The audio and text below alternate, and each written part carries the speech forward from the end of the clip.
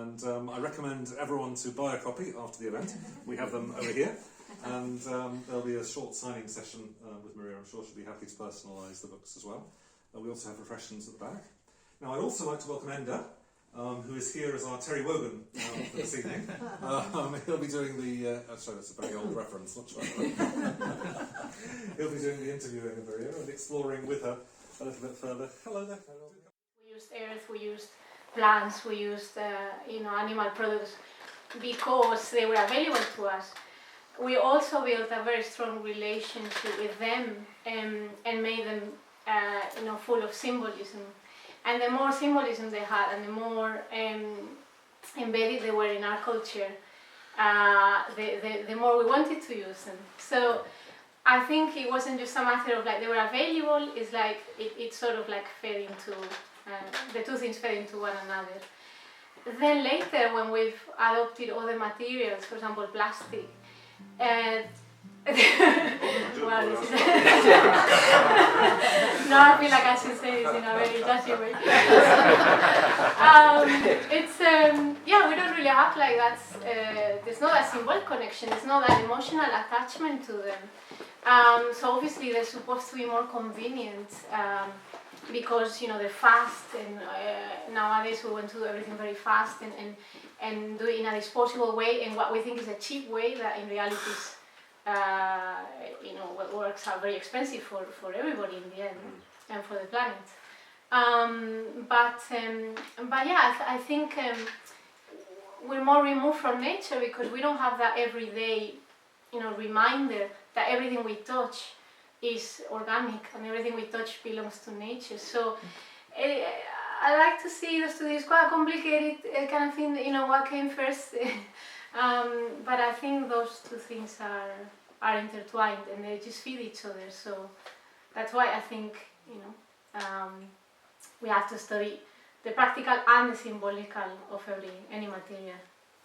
Okay, well, also if you buy this book, which I'll stop saying, it sounds like a plug, but basically if you read this book, which just sounds much better, you'll see as well, like, because David said there's a very simple, clear prose, which makes it very readable and accessible. But beyond that, what I really liked about this book is that you find the beauty in everyday objects. So when we talk about mud, we don't really see the poetry of mud. It's something that comes with the rain, it's quite dirty, isn't it? Mm-hmm. Yet in this book you show what a magical, adaptable, beautiful, and even, well, especially practical resource material it is. So maybe you can tell us more about those types of things as well. I'm partial to mud. That sounds weird, but I'm biased because that's the reason why I got into organic materials was precisely because of mud. I studied mud bricks for my PhD in Egypt, and it's most people can feel really weird about it, as in it's something dirty, something. And that has actually stuck, and even nowadays people that live in these houses, there's a big stigma around it, like it's dirty, it's dusty. But in reality, once you start looking into it, it's very fascinating. It's so flexible, you can virtually do anything with it. So, if you, it's really convenient. If you want to move a wall, how hard it is when you want to put a wall in the middle of your house and you have builders there for ages. With mud brick you can just do it yourself and just basically change it, in a very short space of time. It's also great for temperature. There's always this thing, it's cool in the summer and it's warm in the winter, and this is true when it's well done. The problem that we have nowadays is that partially because of that stigma and because of that replacement by other more modern materials and artificial materials, that tradition has been lost. So then again it self-feeds. It doesn't work, but it doesn't work because it's not being maintained, it's not being, the tradition about how to build properly, it's not being passed on. So then people have the perception that it's not good. That it's dusty, that it's dirty, but it's not the material, it's not being done in the way that it should be. And then there are tons of symbolical things all across the world, and I think that's the beauty of it, that with organic materials, anywhere you go across the world, you find some symbolism. And you go to Africa, and people, for example, give it to the family when they go away. They give them a lump of soil from where they're from, so that they don't lose. And that reminds me, in the book I talk about the turf, and the Irish, referring to the turf for home, and in Spanish as well we say mi tierra, no? So it's like we're referring to the soil, really. So what's more local than that?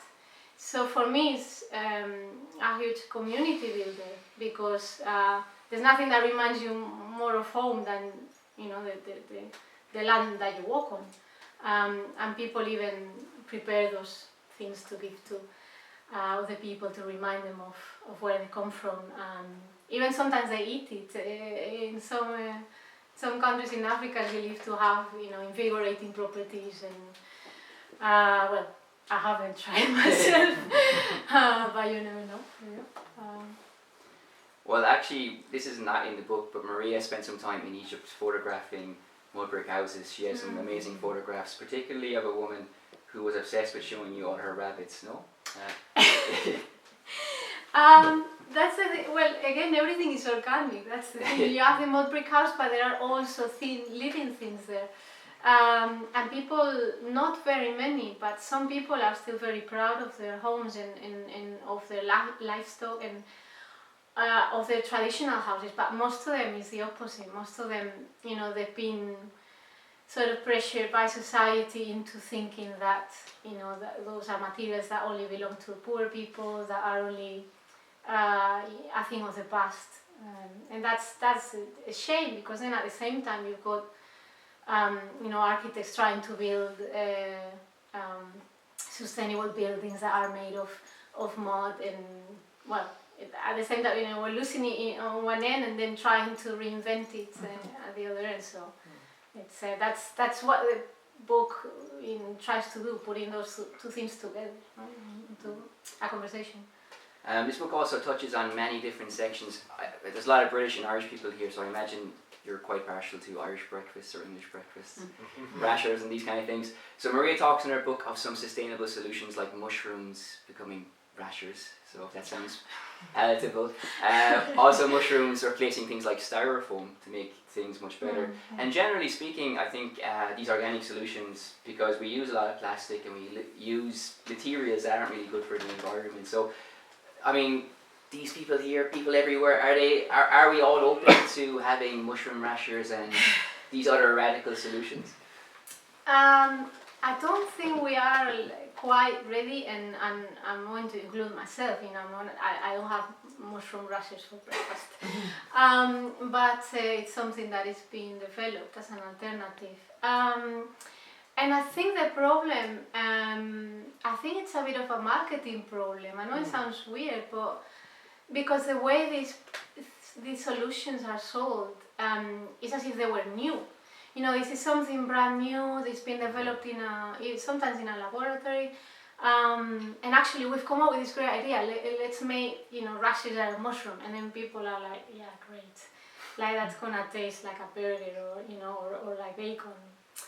And I really think there's a marketing problem in the sense that if it got sold the way that it really is, which is actually these things have a history and have been used throughout history. So for example, tofu, people like, everybody, well, many people cringe at the idea of tofu. It's like, but regardless of taste, I mean, tofu appears in Japanese texts from the 10th century, which is quite incredible. So obviously it's not something that we've just come up with. So I think if we talked about it more, if we brought it into everyday conversation and kind of said, these are things that are have been traditions in many countries, and if we actually looked at in a global way at the tradition of other countries and said, look, they've been using it since very ancient times, then it wouldn't be so much of a problem. Because I think what what really scares people is something new. Nobody wants to. Very few people want to try something new when it comes to something as traditional as your breakfast. So, I mean, who wants to change the breakfast? So, sure. I think that's a very valid point. It's a marketing thing. Just this week, a British politician, a Tory, was complaining about woke tofu eaters. I don't know what he was talking about. Don't want to know, really, to be honest with you. But it just shows how it's just thrown around. And I think you're right. If people knew where it came from, it wouldn't have this modern political currency where it's thrown around or seen in a very negative way. It would have a deeper connection to it as well.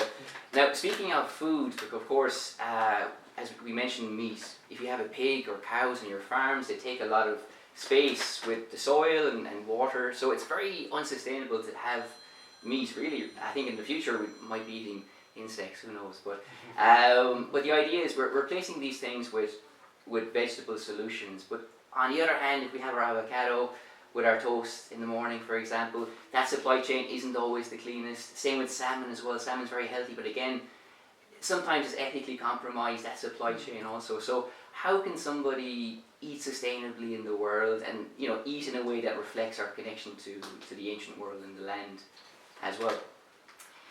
I think the problem is, and it goes in the same line as the idea that something is woke, no? But in this case, it does happen because there are these fats, no? So like the avocado fat, and then everybody wants avocado in the toast. So it's not necessarily a bad thing, but the problem is, when I want it all year round. So if I want to eat it all year round and it's just not seasonal, then of course never mind a vegetable, that is more harmful than eating steak or whatever.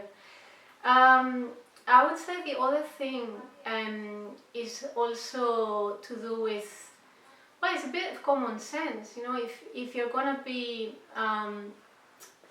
cultivating something, it has to be in a place that suits it. So if you want something local, for example avocado, if you're gonna do it in a place that requires a lot of water, for example, now it's being done in many places in Spain, and okay, it's great, it's not coming from South America, but now it's requiring a huge supply of water and creating an artificial demand that wasn't there before.